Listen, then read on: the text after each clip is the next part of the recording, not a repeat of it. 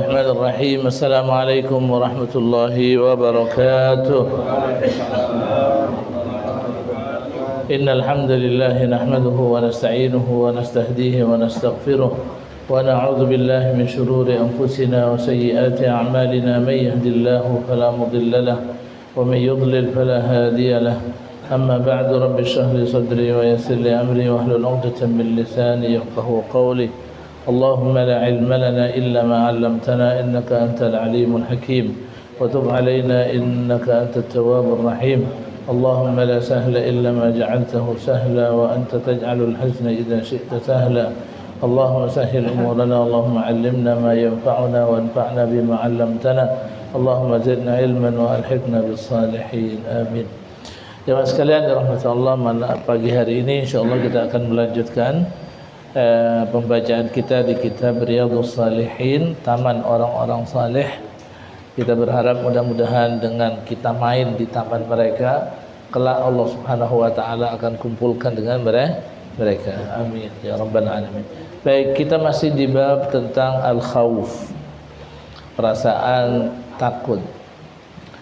Kita sudah baca sampai ayat yauma yafirrul mar'u min akhihi wa ummihi wa abihi wa sahibatihi wa banihi likulli imri'in minhum yawma idzin sya'nu yughni. Ya, sampai di situ. Sekarang kita akan masuk ke ayat berikutnya. Ya ayyuhan nas. A'udzu billahi minasyaitonir rajim. Bismillahirrahmanirrahim. وقال تعالى يا أيها الناس اتقوا, kita baca bersama ya وقال تعالى يا أيها الناس اتقوا ربكم إن زلزلة الساعة شيء عظيم يوم ترونها تذهل كل مرضعة عما أرضعت وتضع كل ذات حمل حملها وترى الناس سكارى وما هم بسكارى ولكن عذاب الله شديد. Hai manusia, bertakwalah kepadamu, sesungguhnya keguncangan hari kiamat itu adalah suatu kejadian yang sangat besar atau dahsyat.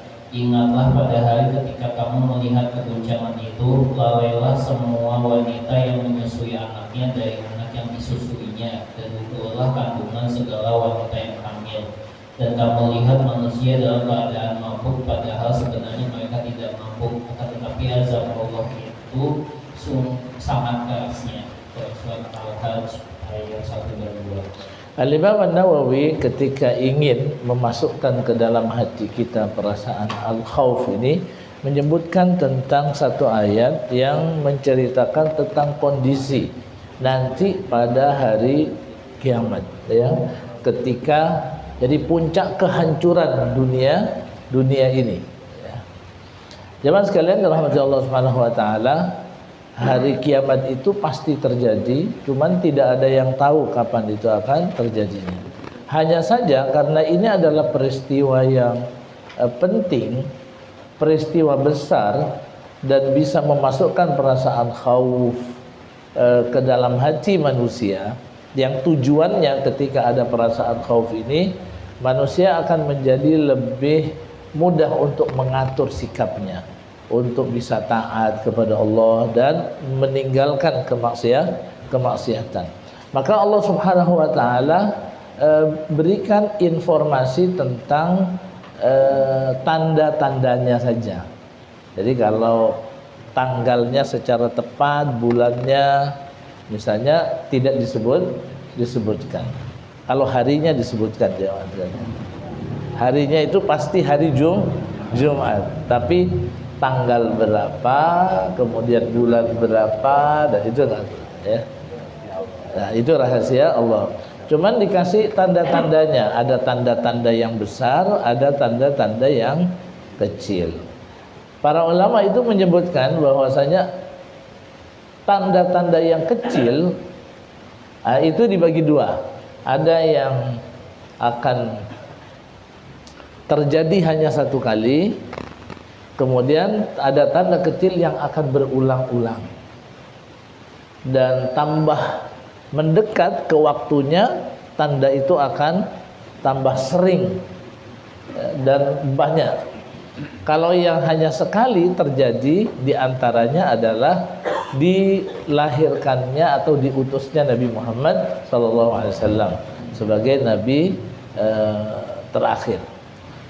Dan itu hanya sekali saja. Kemudian diantaranya juga adalah terbelahnya bulan. Dan ini juga terjadi pada masa Nabi SAW pasca peristiwa Isra dan Mi'raj. Dan itu kejadiannya diceritakan di dalam Al-Quran Al-Karim. Iqtarabatis sa'atu wansyaqqal qamar. Kemudian yang akan berulang-ulang ini banyak sekali. Yang berulang-ulang ini banyak sekali jemaah sekalian. Ya. Dan ke belakang akan tambah dahsyat lagi. Tanda-tanda yang kecil itu. Para ulama menyebutkan hampir semua tanda-tanda yang kecil itu sekarang hampir semuanya sudah keluar. Tinggal ke belakang tambah mendekat akan tambah sering lagi. Ya, misalnya diantaranya banyak pembunuhan. Jadi banyaknya pembunuhan itu tanda. Kemudian banyaknya zalazil, gempa misalnya, itu tanda saja. Ya. Kemudian banyaknya gedung-gedung yang tinggi, gitu kan. Misalnya. Itu tanda, tapi itu masuk tanda kecil. Dan tambah lama akan tambah kelihatan. Sekarang gedung-gedung yang tinggi itu malah ada di sebelahnya Masjidil Haram, jemaah sekalian. Ya. Tapi orang tidak akan sadar kalau itu adalah tanda hari kiamat. Semua itu nggak disadari sebagai tanda hari kiamat, karena dibalik keberadaan itu semua ada alasannya. Karena memang kita butuh bangunan yang tinggi, ya. Jadi orang nggak nyambung lagi dengan tanda hari kiamat itu. Ya. Makanya disebutkan nanti ketika hari kiamat itu datang, memang kondisi orang sedang lalai. Nah, kemudian jamaah sekalian dirahmati Allah, tanda-tanda yang besar. Nah, tanda-tanda yang besar yang diceritakan, ya, misalnya nanti keluarnya Dajjal, apa segala macam, mungkin kita bisa ada pembahasan tentang itu. Nah, setelah tanda-tanda yang besar ini, baru dunia ini akan hancur, dimulai dengan goncangan yang besar. Nah, jemaah sekalian dirahmati Allah Subhanahu wa taala, di sini Allah berfirman, ya ayyuhan nas, wahai manusia, ittaqu rabbakum, hendaklah kalian bertakwa kepada Tuhan kalian.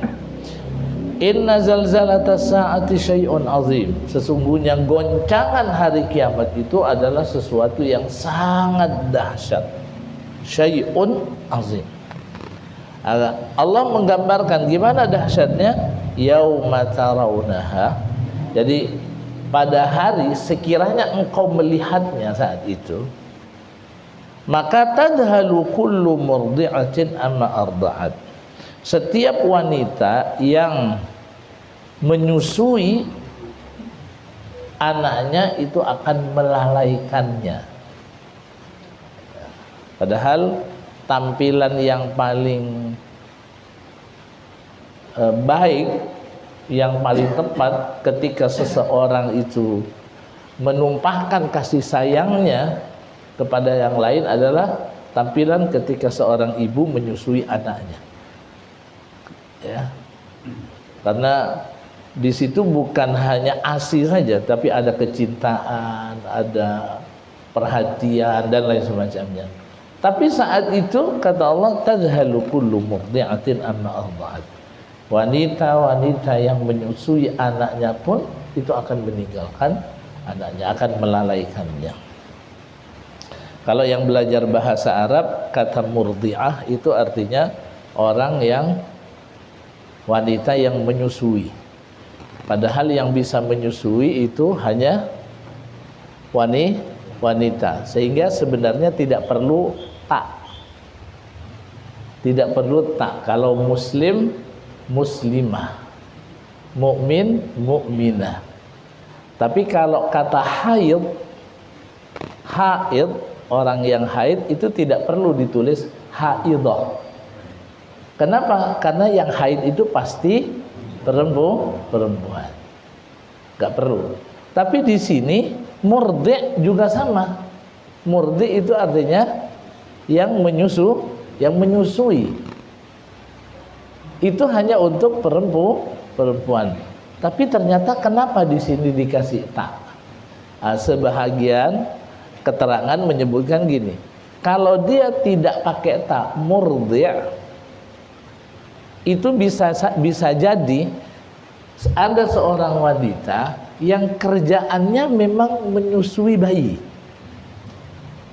Dia mendapatkan bayaran. Seperti Nabi kita Muhammad SAW pernah disusui oleh Halimatus Sa'diyah. Jadi mereka adalah wanita-wanita yang kerjaannya memang menyusui. Dan yang disusui bukan anaknya. Bukan anaknya. Itu kata murdi. Jadi kalau kata murdi, yang disusui bisa anaknya, bisa bukan anaknya. Tapi kalau murdi'ah itu pasti anaknya. Jadi ketika seorang ibu yang melahirkan anaknya kemudian anaknya disusui dan itu dia melihat kejadian hari kiamat itu, maka kullu murdi'atin, setiap wanita yang sedang menyusui anaknya itu akan melalaikan amma arba'an, apa yang dia. Wa tad'u kullu dzati hamlin hamlaha. Sementara orang atau wanita yang hamil itu akan keguguran. Berarti dahsyat banget.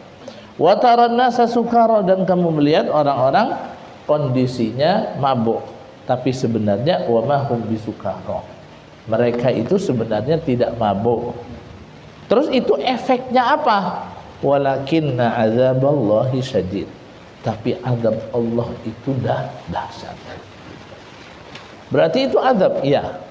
Karena gini jemaah sekalian, sebelum dunia ini benar-benar hancur, nanti planet-planet bertabrakan dan lain semacamnya, dan itu kejadian yang sangat mengerikan. Dan ini efeknya nanti wataran nasa sukara. Engkau akan melihat orang itu mabuk, tapi sebenarnya mereka enggak mabuk. Itu adalah efek dari azab Allah Subhanahu wa taala yang dahsyat. Jadi sebelum kejadian ini, maka Allah Subhanahu wa taala akan mengirim angin yang bertiup. Setiap kali angin itu mengenai orang yang beriman, dihirup dia akan mati. Dia akan mati. Jadi semua orang yang beriman akan mati semuanya. Kena angin itu jemaah sekalian, disapu oleh angin itu. Sehingga yang tersisa saat itu adalah syirarun nas. Jadi orang-orang kafir. Karena menangi hari kiamat dengan kedahsyatan seperti itu azab. Makanya Nabi mengatakan la tudrik as-sa'ah illa syirarun nas. Tidak akan menangi hari kiamat itu kecuali orang-orang kafir. Adapun jadi kalau kejadiannya nanti orang-orang yang beriman tidak akan melihat secara langsung.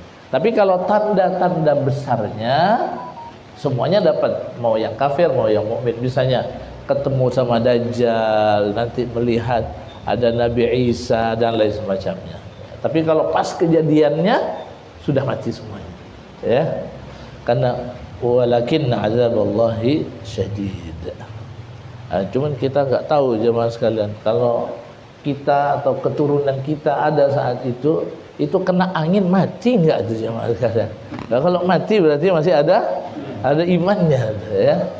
Ini kita mengkhawatirkan. Kita berharap mudah-mudahan kita yang hidup sekarang ini, anak keturunan kita semuanya akan menjadi orang-orang yang beriman. Kita akan lanjutkan jemaah sekalian. Wa qala ta'ala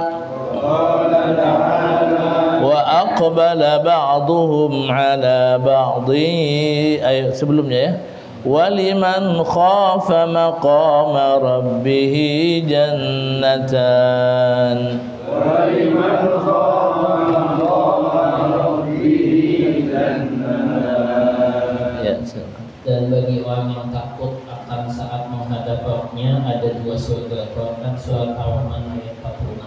Nah, kalau ayat ini Al-Imam An-Nawawi ingin menjelaskan kepada kita apa sih balasan yang akan didapatkan oleh orang yang hatinya dipenuhi perasaan takut kepada Allah Subhanahu wa taala.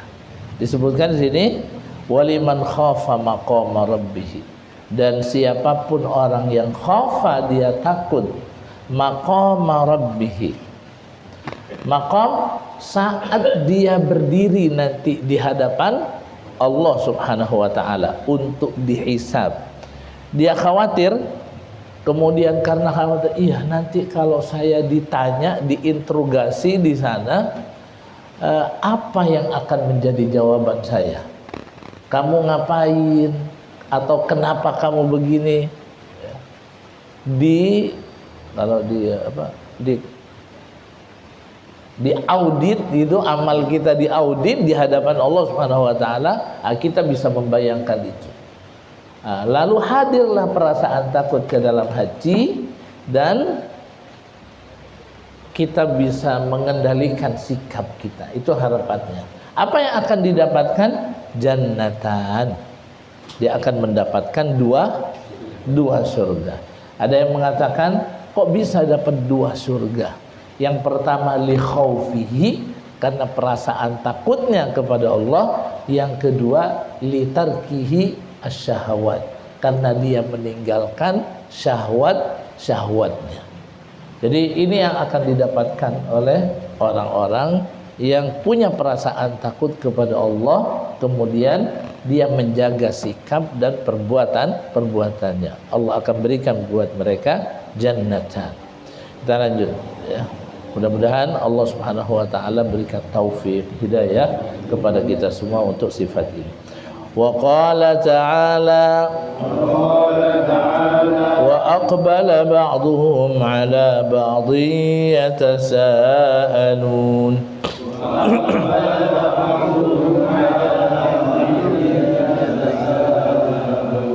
Qalu inna kunna qablu fi ahlina mushfiqin.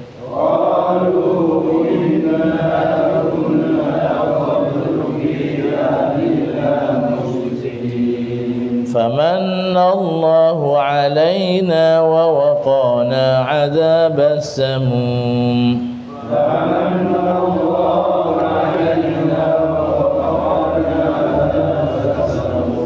إنا كنا من قبل ندعوه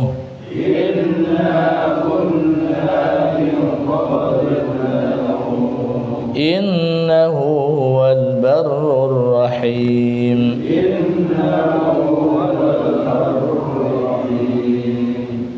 Dan sebagian mereka menghadap kepada sebagian yang lain saling bertanya-tanya. Mereka berkata, sesungguhnya kami dahulu sewaktu berada di tengah-tengah keluarga kami merasa takut akan diazab. Maka Allah memberikan karunia kepada kami dan memelihara kami dari azab neraka. Sesungguhnya kami dahulu menyembahnya. Sesungguhnya dialah yang melimpahkan kebaikan lagi maha penyayang. Quran surat At-Tur 25-28. Di surat At-Tur ini Allah Subhanahu wa taala sebenarnya sedang menceritakan tentang nikmat yang didapatkan oleh orang-orang yang beriman di surga nanti. Banyak kenikmatan yang diberikan. Sambil menikmati apa yang Allah karuniakan kepada mereka di situ, mereka ada yang duduk-duduk ketemu jemaah sekalian di antara mereka, lalu mengenang kehidupan mereka dulu di dunia. Alhamdulillah ya, kita sekarang berada dalam kenikmatan ini. Kita ingat dulu di dunia, gitu. Nanti mereka akan cerita jemaah, aqbala ba'duhum ala ba'din. Sebahagian mereka akan bertemu dan saling nanya, ya. Inna kunna qablu fi ahlina musyfiqin. Iya ya. Alhamdulillah dulu kita ketika kita masih hidup di dunia di tengah keluarga musyfiqin. Hati kita itu dipenuhi dengan perasaan takut. Takut kepada Allah, takut akan azabnya, takut begini, ya nasibnya yang buruk nanti di akhirat. Sehingga Allah Subhanahu wa taala famanallahu alaina. Allah berikan karunia kepada kita. Kita bisa menahan diri dari apa yang dilarang oleh Allah Subhanahu wa taala dan bisa melaksanakan apapun yang diperintahkan oleh Allah. Sehingga kita dapat karunia ini sekarang. Wa waqana adzabas samum, dan Allah jauhkan kita dari azab neraka. Jadi Al-Imam An-Nawawi ingin memberikan informasi kepada kita bahwa orang-orang yang menikmati surga itu, mereka akan berkata di antara mereka, mengisyaratkan tentang apa sih yang menjadikan kita ini akhirnya bisa mendapatkan kenikmatan ini. Di antaranya karena ada perasaan takut dulu di hati mereka kepada Allah, kepada azab, sehingga mereka gampang untuk melaksanakan perintah Allah dan menjauhi larangannya. Jadi ternyata jemaah sekalian memang ingat kepada hari akhir, ingat kepada azab, ingat akan kenikmatan surga, itu akan menjadi motor pendorong seseorang untuk melakukan amal kebajikan dan menjadi rem agar orang tidak jatuh kepada apa yang dilarang. Tambah segar ingatan kita tentang hal itu, akan lebih mudah kita, ya.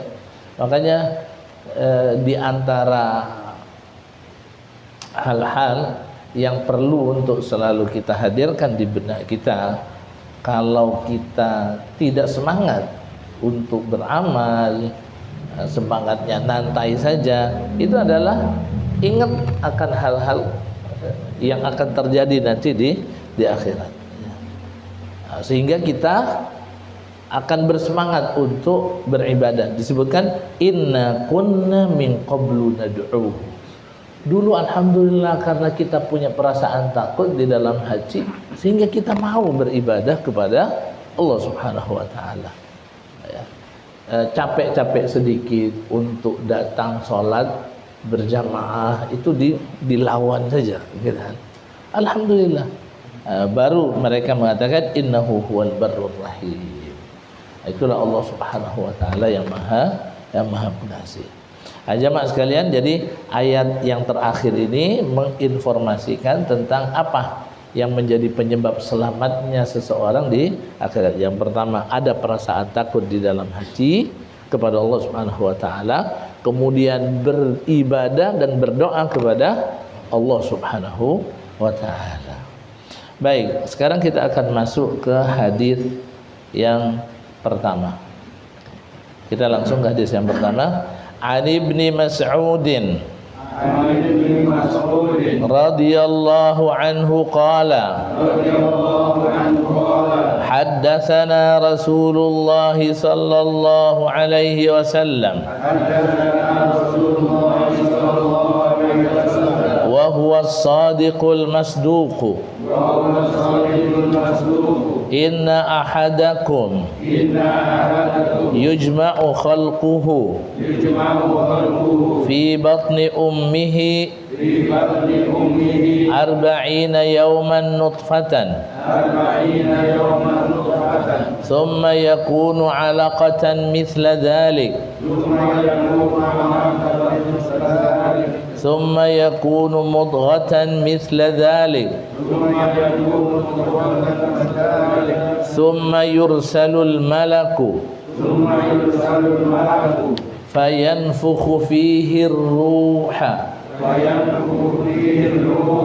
ويؤمر بأربع كلمات رزقه وأجله وعمله وشقي أو سعيد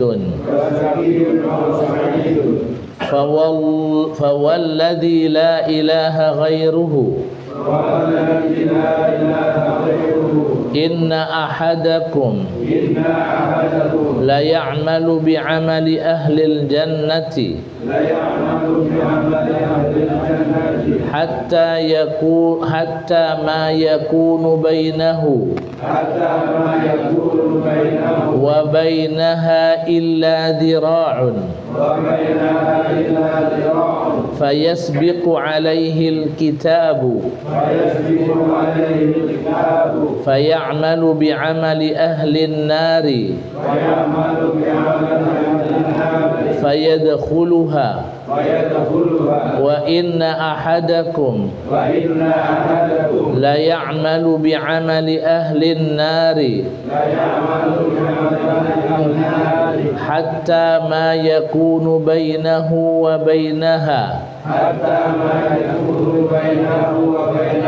إلا ذراع فيسبق عليه الكتاب فيعمل بعمل أهل الجنة فيدخلها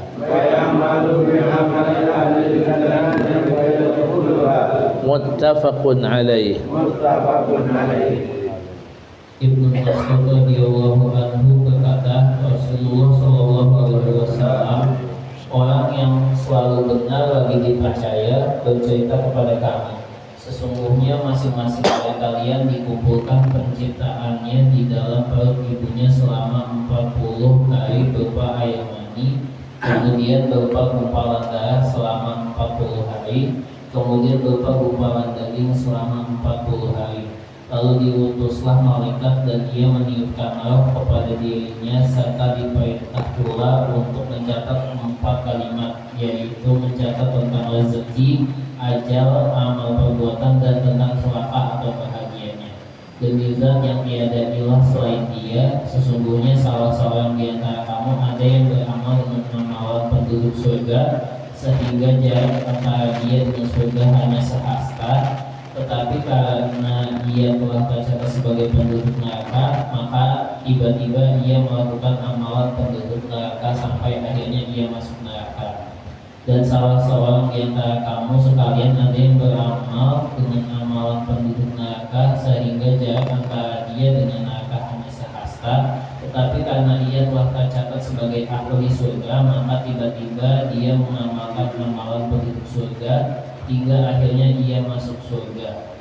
Hadis riwayat muttafaqun alaih, hadis riwayat Bukhari 3208 dan Muslim 2643. Baik, hadis ini diriwayatkan oleh Ibn Mas'ud. Hadis ini pendek, tetapi dia menceritakan tentang manusia dari mulai sebelum dilahirkan, sampai hidup di dunia, sampai nasib akhirnya masuk surga atau neraka. Jadi pendek, tapi semua kehidupan manusia dari awal sampai akhir disinggung di sini. Yang pertama, bahwa setiap orang di antara kalian itu dikumpulkan penciptaannya di perut ibunya. Ada yang keluar dari batu di sini. Semua kita ada orang tuanya ya. Jadi di perut ibu kita semuanya. Nabi mengatakan arba'ina yauman nutfatan. 40 hari dia masih berupa nutfah, masih cairan, jemaah sekalian. Arba'ina yauman nutfatan. Kemudian dia akan berubah cairan itu menjadi alaqah. 40 hari juga. Alaqah itu seperti darah yang nempel di dinding rahim. Itu selama 40 hari. Kemudian alaqah ini berubah menjadi mudghah. Mudghah itu seperti segumpal daging ya. Dia tidak terlalu besar karena madghah itu artinya mengunyah, artinya bisa dimasukkan ke mulut, kecil dia ya, masih kecil dulu. Mithla dzalik. Kemudian yursalu, ketika sudah berarti 40 berarti 120 hari. Kalau di dalam Al-Qur'anul Karim itu disebutkan proses berikutnya di dalam surat Al-Mu'minun ayat yang ke-14 disebutkan fa khalaqnal mudghata 'idhaman. Lalu mudghah itu, segumpal daging itu kami jadikan dia tulang benulang. Fakasaunal 'idhama lahma, kami bungkus tulang itu dengan daging. Tsumma ansha'nahu khalqan akhar, kemudian disempurnakan penciptaannya oleh Allah Subhanahu wa taala menjadi bentuk yang sempurna. Kemudian di hadis itu tsumma yursalul malak, kemudian ada malaikat yang dikirim. Apa tugasnya? Meniupkan ruh. Jadi peniupan ruh itu terjadi pada hari yang ke-120. Dari saat itu dia akan menjadi hidup karena ada ruh, tapi kehidupannya di dalam rahim. Makanya para ulama itu sepakat kalau ada cabang bayi yang sudah berumur 120 hari ke atas, haram hukumnya untuk digugurkan tanpa alasan yang syar'i yang diterima, disepakati. Tapi kalau di bawah, karena itu akan dianggap sebagai pembunuhan. Tapi kalau di bawah 120 hari, maka ulama berbeda pendapat. Ada yang mengatakan boleh, ada yang mengatakan tidak boleh. Dan yang mengatakan tidak boleh lebih kuat. Kenapa? Karena proses penciptaan manusia itu dilangsungkan dan Allah Subhanahu wa taala tidak main-main dengan itu. Ada riwayat yang menyebutkan bahwasanya ketika nutfah itu ada, jemaah sekalian, Allah Subhanahu wa taala mengirim malaikat secara khusus untuk memantau perkembangan nutfah itu.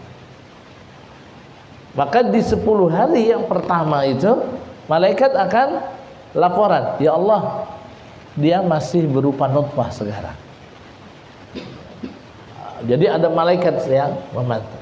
Kalau dia sudah berubah menjadi alaqah, malaikatnya laporan lagi, ya Allah, sekarang sudah dia menjadi alaqah. Ditunggu sampai kalau sudah berubah menjadi mudghah, diinformasikan lagi. Sekarang sudah berubah menjadi mudghah. Artinya gini, Allah Subhanahu wa taala tidak main-main dengan proses penciptaan ini. Maka jangan bikin main-main. Ya. Itu ada malaikatnya secara khusus, ya. Makanya walaupun ada khilaf, para ulama mengatakan yang rajih, yang lebih kuat, yang mengatakan tidak boleh. Ya. Kemudian malaikat itu selain meniupkan ruh, yu'maru bi arba'i kalimat, diperintahkan untuk menuliskan 4 perkara: rizkihi wa ajalihi wa amalihi, kemudian wa syaqiyun au sa'idun. Rizkinya, berapa jatah rizkinya, wa ajalihi, dan ajalnya, berapa jatah hidupnya, berapa masa hidupnya. Kalau misalnya dia sudah mati, jemaah sekalian, berarti rizkinya memang sudah habis, ya. Gak mungkin dia mati rizkinya masih ada susunya, ada uang kembaliannya, dari jangan, ya. Kalau sudah mati, itu berarti memang jatahnya rezekinya sudah habis. Cuman mungkin saja ada orang yang jatah rezekinya habis tapi nggak mati-mati. Nah, itu koma. Itu setelah koma 3 hari, itu 3 hari nggak masukkan ke rezeki, itu baru mati habis itu. Jadi dia habis dulu rezekinya baru mati. Tapi intinya kalau sudah mati berarti jatah rezekinya sudah habis.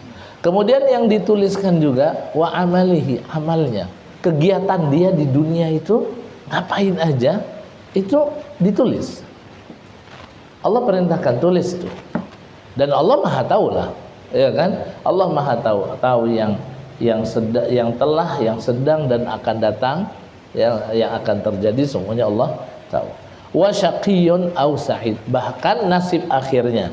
Apakah dia akan binasa, masuk neraka, atau dia akan bahagia, masuk surga. Jadi semuanya ini ada tulisannya. Cuman tulisan ini adalah rahasia Allah Subhanahu wa taala. Inilah yang namanya takdir. Kita nggak tahu, nggak ada orang yang tahu takdir. Kita mau jadi bagaimana ini nggak tahu. Kita yang akan datang saja besok, jangankan siang nanti kita nggak tahu mau ngapain. Secara pasti nggak tahu. Jadi takdir itu adalah rahasia Allah Subhanahu wa taala. Yang memerintahkan untuk mencatat ini adalah Allah Subhanahu wa taala yang memang Maha mengetahui apa yang telah, sedang, dan akan terjadi. Dan karena takdir ini adalah rahasia Allah Subhanahu wa taala yang kita tidak tahu sama sekali, maka kita tidak boleh beramal. Dasarnya adalah takdir yang kita tidak tahu. Jadi orang nggak bisa akhirnya dia mengatakan, Ustaz, kalau gitu, kalau sudah ada tulisnya masuk surga, udahlah, biar saya Ustaz nggak usah sholat. Lah kalau takdirnya masuk surga, lah kan rahasia itu, mana tahu. Jadi nggak boleh orang beramal berdasarkan takdir yang merupakan rahasia Allah yang dia tidak tahu. Orang mati gitu kan misalnya. Sudah, kalau gitu Ustaz, kan ajal itu sudah masuk takdir juga. Ya. Kalau gitu boleh Ustaz, kita naik ke atas pohon, lalu kita lompat, lalu kita bilang, ya kalau takdirnya mati mau jamaah sekalian.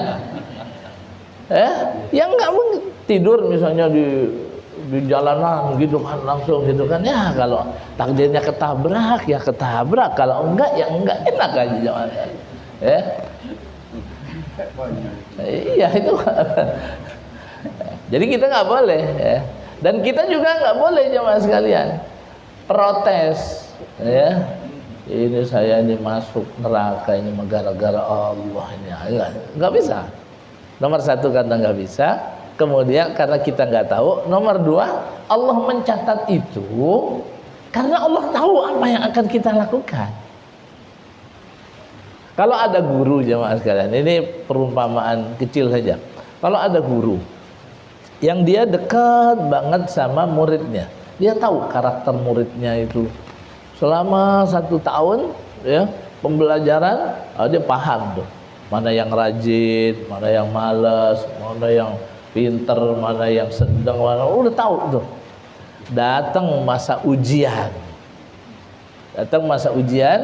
kemudian si guru ini berdasarkan pengetahuan dia tentang anak-anaknya bilang, ini si A ini nggak akan lulus, ya gitu, nggak akan lulus. Si A tahu kalau gurunya bilang kamu nggak akan lulus.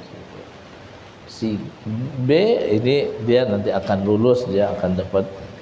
Benar ternyata jemaah sekalian, ujian masuk, selesai ujian, keluar nilainya A benar-benar nggak lulus, sesuai dengan prediksi gurunya. Bisa nggak si murid itu mengatakan, Pak Guru sih, gara-gara Pak Guru saya nggak lulus.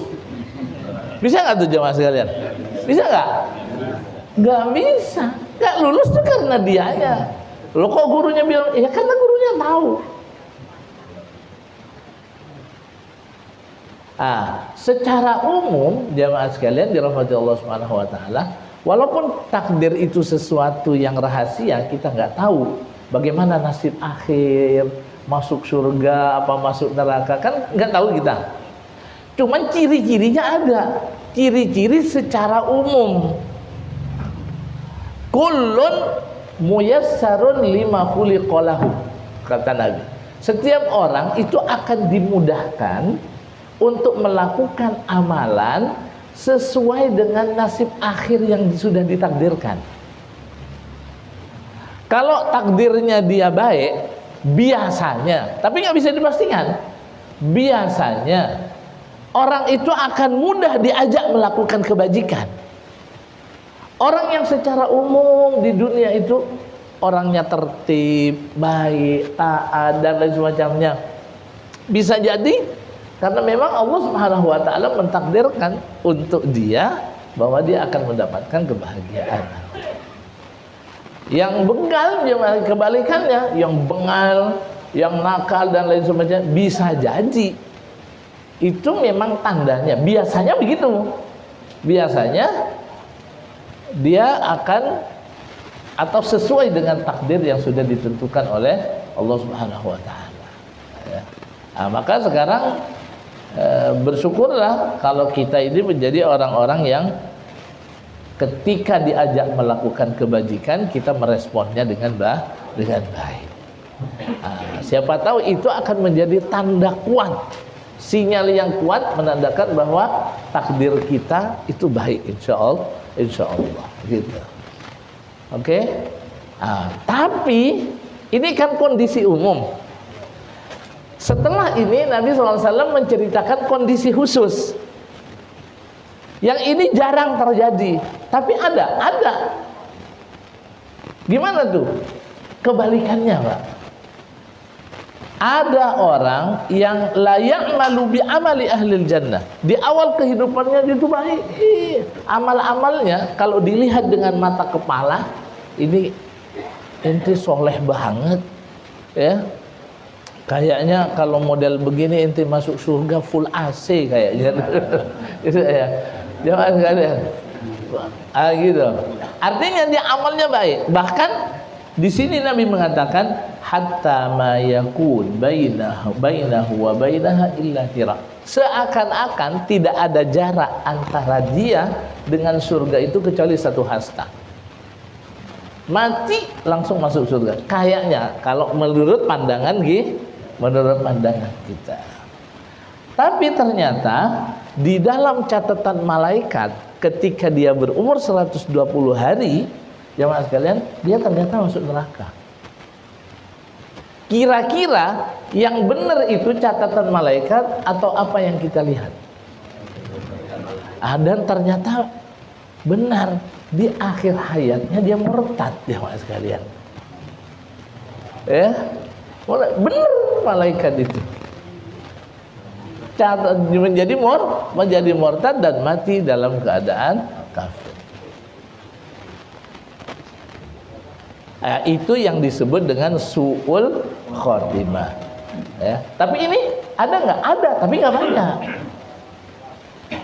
Kebalikannya ada namanya husnul khotimah. Kata Nabi, ada orang yang di awal kehidupannya dia melakukan amal ahlin nar. Jelek, sudah kafir, maksiat, apa terus jemaah sekalian. Sampai tidak ada jarak antara dia dengan neraka kecuali satu hasta. Gak perlu masuk, ya, tergelincir aja langsung masuk jemaah sekalian. Ya, kepleset aja sudah masuk. Tapi itu menurut kita, ya, menurut kita di pandangan kita, karena dia minum minuman keras, apa, pokoknya sudah kafir, maksiat, apa segala macam. Tahu kita ente kayaknya masuk surga ini tetanggaan sama Fir'aun sama Haman gitu. Kayaknya begitu deh, ya. Menurut pandangan kita seperti itu. Tapi ternyata di catatan malaikat ketika dia berumur 120 hari dia masuk surga. Kira-kira yang benar yang mana? Yang malaikat. Ternyata jemaah sekalian, di akhir hayatnya dia sadar, dia bertaubat, bersyahadat. Habis syahadat mati. Gitu. Habis syahadat belum, ya. Iya, itu namanya husnul khatimah, ya. Dan ini terjadi, tapi nggak banyak. Dulu jemaah sekalian, perang antara kaum muslimin, perang apa ya? Saya lupa. Tapi pemimpinnya di antara kaum muslimin itu Khalid bin Walid, ya, dengan Roma. Kan perang zaman dulu itu nggak kayak sekarang. Jadi ada jadwalnya. Pagi perang, malam istirahat. Iya, malam istirahat, besok mulai lagi. Jadi ada jadwalnya tuh jemaah sekalian. Lah, itu salah satu di antara pemimpin Roma saat itu ada yang pingin komunikasi sama pemimpin kaum muslimin Khalid bin Walid. Pingin dialog saya. Ketemu katanya. Nah, intinya ditanya, kenapa kamu dikatakan sebagai pedang Allah? Kalau Khalid itu disebut dengan pedang Allah. Gitu. Dijawab sama Khalid. Intinya gini, dia akhirnya tertarik untuk masuk Islam. Lalu dia bertanya begini, kalau saya masuk Islam sekarang, apa yang akan saya dapatkan? Kamu akan mendapatkan seperti apa yang diamalkan oleh kaum muslimin. Jadi haknya sama. Dan subhanallah, kalau Allah mau ngasih hidayah, kapanpun, dimanapun, itu bisa terjadi. Akhirnya besok ketika perang itu dia pindah aja mas sekalian. Pindah bersama dengan kaum muslimin, kemudian dia mati syahid. Nggak pernah sholat, nggak pernah apa aja mas sekalian. Mati syahid dia mas sekalian, ya. Nggak pernah sholat. Ya. Apa sholat? Walaupun 2 rakaat gitu. Itu namanya husnul khatimah. Saya melihat ada video tuh, seorang nenek tua banget di Amerika atau di mana. Sudah kondisinya sakit ya mas sekalian. Masuk Islamnya itu di atas, di rumah sakit, di atas ranjang itu dia baca syahadat, mati habis itu. Ya begitu kalau Allah. Tapi jamaah sekalian, ini jarang. Ini terjadi nggak? Terjadi, tapi ini jarang. Jadi jangan berandai-andai, Ustaz kalau begitu saya nanti mau ngapain aja, mau mati baru saya baca syahadat. Enak aja. Ya, iya kalau nggak bisa. Karena ini kondisi khusus. Gitu. Su'ul khotimah, husnul khotimah. Ini kondisi khusus. Adapun yang umum, bahwa orang itu akan menjadi orang yang akan mendapatkan kebahagiaan di akhirat, dia akan masuk surga. Itu kebaikannya sudah secara umum diketahui oleh banyak orang. Gitu. Gampang diajak melakukan kebajikan dan lain sebagainya. Sementara ini apa yang bisa menghadirkan perasaan takut di hati kita jemaah sekalian dari hadis ini? Nomor 1, kita khawatir. Kita sekarang beriman nih, tapi siapa yang menjamin kita tetap seperti ini? Enggak kan? Mungkin ini sudah jadi rahasia umum. Kenal nggak Saifuddin Ibrahim? Tahu? Saifuddin Ibrahim itu kiai dulu, pengajar di Pondok Pesantren Az-Zaitun, guru Quran jemaah sekalian. Ya begitu. Orang kan nggak tahu. Pengalaman itu jemaah sekalian. Di Jamaah Al-Islah dulu ada namanya Pak Wahid. Sudah meninggal, ayahnya Pak Edi itu. Ya. Saya pernah duduk sama dia. Terus nanya, Pak Wahid kerja di mana? Dia ternyata kerja di Yayasan Kristen. Dia jadi security dan dia termasuk yang senior gitu. Oh, enak kerja di situ. Jadi ternyata di situ kalau ada pekerja dia muslim sama non muslim itu gajinya bisa beda. Jadi ada perlakuan secara khusus kalau yang Kristen. Cuman saya iseng-iseng nanya, Pak Wahid pernah diajak-ajakin nggak saya gitu kan? Iya Ustaz, diiming-imingin adanya. Ya, diiming-imingin. Nanti dapat jatah ini, dapat fasilitas ini dan lain semacamnya. Pak Wahid mau katanya. Ya enggak lah katanya. Masa Abdul Wahid Kristen katanya bilang. Ternyata nama ini luar biasa saja. Masa Abdul Wahid Kristen katanya dia bilang. Cuman saya nanya, tapi Pak Wahid ada enggak orang yang mau? Ada Pak Ustaz. Ada yang mau katanya. Dan yang mau ini aslinya ya akhirnya dapat fasilitas itu. Fasilitas yang dijanjikan didapatkan. Terus dia bilang begini, Ustaz, orang yang masuk Kristen ini Dia yang pernah mengajarkan kepada saya huruf Al-Quran. Ya. Artinya kondisi kita semacam ini bukan menjamin kita akan mati dalam kondisi seperti ini. Kita nggak tahu jemaah sekalian. Disinilah pentingnya itu tawasau bil haqqi wa tawasau bis sabr. Karena ini mengkhawatirkan kalau kita tidak. Karena hati itu berada di tangan Allah Subhanahu wa taala. Kita nggak tahu. Kenapa hati itu disebut dengan kolbu? Kolbu itu artinya sesuatu yang mudah bolak-balik. Jadi karena dia mudah bolak-balik, maka dia disebut dengan kolbu. Ya. Baik, semoga Allah berikan taufik, hidayah, keistiqomahan buat kita semua. Jemaah sekalian, kita skorsin dulu sedikit, kita baca salawat. Kalau ada yang mau mengedarkan, Allahumma salli ala sayyidina Muhammadin tibbil qulub